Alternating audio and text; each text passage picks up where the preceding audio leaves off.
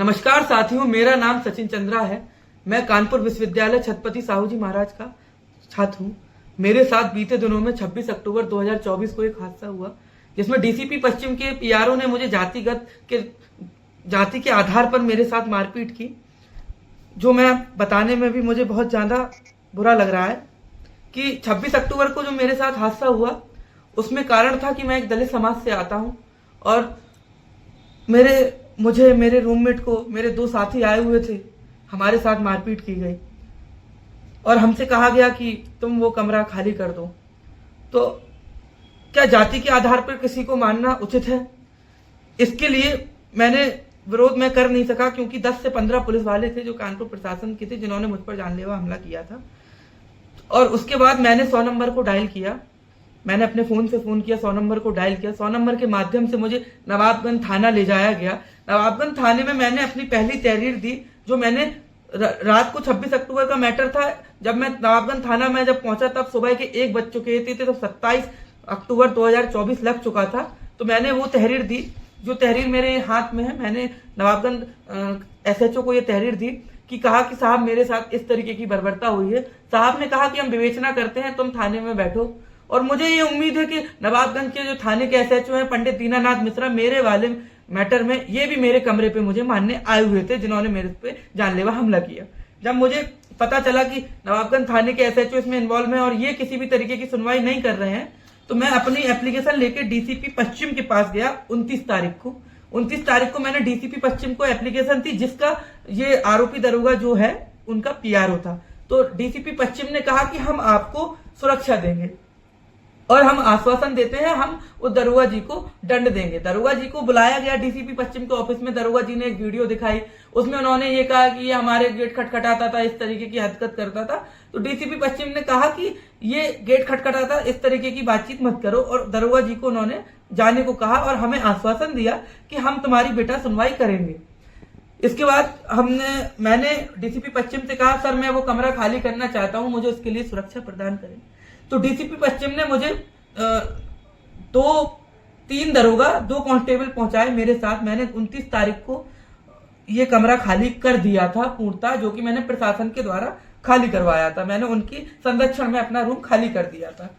तो मैं देखता रहा, मेरी विभागीय जांच चलती रही। मैंने आईजीआरएस किया 26/11 को, 28/10 को, 13/12 को मैंने आईजीआरएस पे भी अब शिकायत दर्ज करी कि मेरे साथ इस तरीके का विवरण हुआ है। पर मैं आईजीआरएस का आख्या इन लोगों ने दी, आईजीआरएस की आख्या इन लोगों ने दी। घटना स्थल का निरीक्षण निल, शिकायतकर्ता का बयान निल, आरोपी व्यक्तियों का बयान निल, निष्पक्ष स्वतंत्र साक्षी के बयान निल, अभिलेखीय साक्ष्य निल, मेडिकल रिपोर्ट का विवरण निल। पर मेडिकल रिपोर्ट का विवरण निल कैसे हो सकता है? जिस रात मेरे साथ मारपीट की गई थी उस दिन सरकार प्रशासन के माध्यम से मेरा मेडिकल कराया गया था। और अगर मेडिकल किसी व्यक्ति का होता है, अगर वो मेडिकल में चोटिल पाया जाता है, तो पहला प्राथमिक रिपोर्ट दर्ज करनी चाहिए थी नवाबगंज थाना को। पर जो नवाबगंज के एसएचओ थे पंडित दीनानाथ मिश्रा, वही इस केस में आरोपी थे, तो वो एफआईआर कैसे लिखते? और मेरी इन सब चीजों को उन्होंने विभागीय जांच में डाल दिया गया। अब मैं ऐसे ही सिलसिला जारी रहा कि 26 अक्टूबर से नवंबर आ गई। नवंबर में जब मुझे किसी भी तरीके की उम्मीद नहीं दिखी, तब मैंने माननीय मुख्यमंत्री जी, SC/ST आयोग, आईजी साहब, डीआईजी साहब को मैंने चिट्ठियां लिख के भेजी, जिनकी रिसीविंग मेरे हाथ में ये है। ये सब नवंबर में हमने भेजा 2024 में। इनका भी मुझे किसी भी तरीके का जवाब नहीं मिला। उसके बाद जब मुझे किसी भी तरीके का जवाब नहीं मिला, तब हम लोगों ने विश्वविद्यालय में एक एसीपी साहब बैठते हैं, उनके पास जाकर, अभिषेक पांडे जी के पास जाकर हम लोगों ने अपनी मांग रखी कि हमारे साथ इस तरीके का गलत व्यवहार हुआ है, हमें हमारी एफआईआर लिखी जाए। पर प्रशासन ने हमारे किसी भी तरीके की एफआईआर नहीं लिखी। इसके बाद मेरे ऊपर नवंबर में मेरी किसी भी तरीके की सुनवाई नहीं हुई। दिसंबर आ गया। दिसंबर में मैं जब डीसीपी पश्चिम के पास गया कि सर मेरी सुनवाई नहीं हो रही है, तो उन्होंने मुझे जाने को कहा। फिर मैं कमिश्नर साहब के पास गया कि सर मेरी किसी भी तरीके की जांच नहीं हो रही है। उस समय पे कानपुर के कमिश्नर अखिल कुमार जी थे, और अखिल कुमार सर को जब मैंने अपनी बात रखी, तो अखिल कुमार सर ने क्या करा, डीसीपी पश्चिम की जगह डीसीपी सेंट्रल बदल दिया, उन्होंने जोन चेंज कर दिया और जो एसीपी कर्नलगंज जांच कर रहे थे वो जांच उन्होंने थमा दी एसीपी सेंट्रल को। तो ये उन्होंने जांच का सिलसिला बदल दिया। जब मैंने ये जांच का सिलसिला बदल दिया तो दरोगा जी ने मुझ पर एक फर्जी मुकदमा लिखा दिया कि मैं पहले भी प्रशासन को बताता रहता था कि मेरे ऊपर फर्जी मुकदमे डालने की धमकी दी जा रही है, मुझे जान से मारने की धमकी दी जा रही है। मैं इस चीज के बारे में थानों में एसीपी सर्कुलरों को बताता रहता था और ये मुकदमा मेरे ऊपर 24 दिसंबर 2024 को पंजीकृत किया। साथियों, मैंने जितनी भी आपको एप्लीकेशन दिखाई है ये दिसंबर के पहले की है, जिसमें प्रशासन के द्वारा कहा गया कि हम विभागीय जांच कर रहे हैं, पर मेरे ऊपर मुकदमा दर्ज किया गया 24 दिसंबर 2024 को। इसके चक्कर में मुझे माननीय न्यायालय हाईकोर्ट जाना पड़ा, हाईकोर्ट से स्टे लेके आना पड़ा। उसके बाद मैंने अपनी अर्जी दर्ज कराई 175(3) PNS से न्यायालय में, और न्यायालय में मैंने ये एप्लीकेशन दी 18/2/2025 को। 18/2/2025 को जब मैंने न्यायालय में अपनी एफआईआर लिखवाने गया तो न्यायालय ने आदेश जारी किया 20 जून 2025 को, और इसको मैं न्यायालय ने जब आदेश जारी कर दिया तब जाके हमारी एफआईआर ही लिखी गई। एफआईआर लिखने की तिथि थी 17/7/2025। न्यायालय ने जो एफआईआर का जिस दिन जारी की वो दिन था 25/6/2025। एक महीने बाद हमारे जो नए एसएचओ आए थे उन्होंने एफआईआर लिखी। उस बीच साथियों मेरे को यूनिवर्सिटी के पीछे धमकी दी गई कि तुमने अगर एफआईआर लिखवाई तो तुम्हारा कुछ नहीं होगा, क्योंकि विवेचना तो हम ही को करनी है, चार्जशीट हम ही को लगानी है, फर्जी परेशान हो रहे हो। ये निखिल शर्मा जी और उनके साथी एक अज्ञात गाड़ी से आए और मुझे धमकी दी, और जिसपे विश्वविद्यालय के बगल वाली गली जो हमारे पीछे का गेट का कहते हैं उधर कुछ यूनिवर्सिटी के बच्चे आ रहे थे, इस वजह से वो लोग चले गए।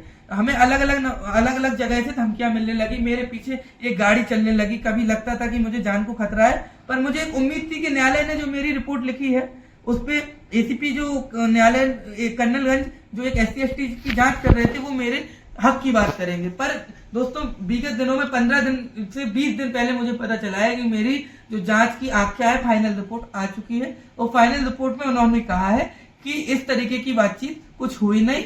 ये जो लड़कों को मारपीट हुई है, जो मेडिकल है, ये आपस में लड़ रहे थे। अगर बच्चे आपस में लड़ रहे थे तो वो सरकारी मेडिकल कैसे हुआ? अगर हम आपस में लड़ रहे थे तो हमने आपस में एक दूसरे पर मुकदमा क्यों नहीं कराया? मेरा ये सवाल है। मुझे जान का खतरा है कानपुर प्रशासन से। मैं 1.5 साल से इस चीज की लड़ाई लड़ रहा हूँ, मैं अपना कॉलेज नहीं जा पा रहा हूँ। मैं आपको किस तरीके से ये बात समझाऊं? कानपुर प्रशासन मेरे ऊपर हाथ धो के पड़ा है। जो निखिल शर्मा ने मुझे धमकी दी थी कि हम तुम्हारी चार्जशीट बदल देंगे, तुम्हारी चार्जशीट की जो फाइनल रिपोर्ट है बदल देंगे, उसने वो चीज कर दिखाई। अब उसका एक कहना ये था कि तुम्हारा आधा शरीर काम करना बंद कर जाएगा। इस तरीके की टिप्पणियां मुझे एक थाने के अंदर बोला गया, चौकी के अंदर बोला गया मुझे बिठाल के। मैं जाता था अपने केस के सिलसिले में, अज्ञात कोई भी पुलिस वाला आया, ये सचिन चंद्र आए, डीसीपी वो निखिल शर्मा सर के यही देख रहे हैं, कोई भी आएगा निखिल शर्मा को तुम केस वापस ले लो नहीं तो परेशान हो जाओगे। इस तरीके की मुझे धमकी मिलती रहती है। मैं ना अभी अपने घर रह पा रहा हूँ, ना मैं कानपुर में रह पा रहा हूँ। मैं अभी भागा आरोपियों जैसा घूम रहा हूँ। मुझे डर ये है कि कभी कोई मेरे साथ कुछ भी तरीके की हरकत कर देगा, और मेरी आज भी कोई सुनवाई नहीं है। साथियों, मेरा आपसे विनम्र अनुरोधन है कि ये बात माननीय मुख्यमंत्री जी तक पहुंचे, कि उनको पता चले कि उनके राज्य में, इस राम राज्य में क्या हो रहा है कि एक दलित छात्र के साथ इस तरीके की बर्बरता हो रही है और हमारा कोई नहीं सुनने वाला। जब मेरा मेडिकल नवाबगंज थाने ने करवा दिया, हम नवाबगंज थाने लौट कर आए और हमने कहा कि हमारी एफआईआर लिखी जाए, उसी वक्त मेरे पास CUG नंबर एसीपी कर्नलगंज के यहाँ से कॉल आता है, जिसका नंबर है 6389151461, और दूसरा नंबर है 6389151348। जब मैं थाने में था तब ये फोन पर मुझे धमकी दे रहे थे कि अगर तुमने किसी भी तरीके की एफआईआर लिखाने की कोशिश करी तो हम तुम्हें फंसा देंगे। उस समय पर थाने के अंदर के अधिकारी मौजूद थे, मैं लाउड स्पीकर पर रख के फोन रखा हुआ था, अधिकारी सुन रहे थे, पर अधिकारियों ने कुछ जवाब नहीं दिया। मैं इन नंबरों की CDR की मांग करता हूँ, और एक दूसरा नंबर अक्षय के नाम से है, जिसने उसी रात मेरी माँ को फोन किया 9997133766। इस नंबर से मेरी माँ को धमकी दी गई कि अपने बच्चे से कहो एफआईआर ना लिखाए। तथा मुझे कानपुर में बहुत ज्यादा खतरा लगता है कि अब मुझे कहीं मार ना दिया जाए।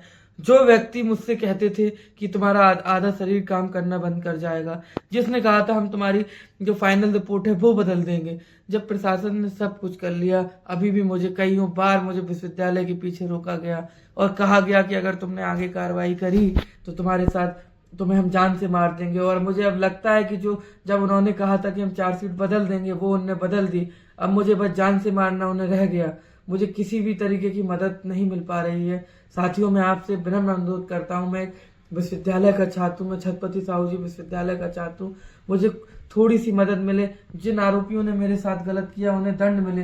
क्या पता मैं ये जो मैं वीडियो बना रहा हूँ, ये वीडियो मेरा आखिरी हो।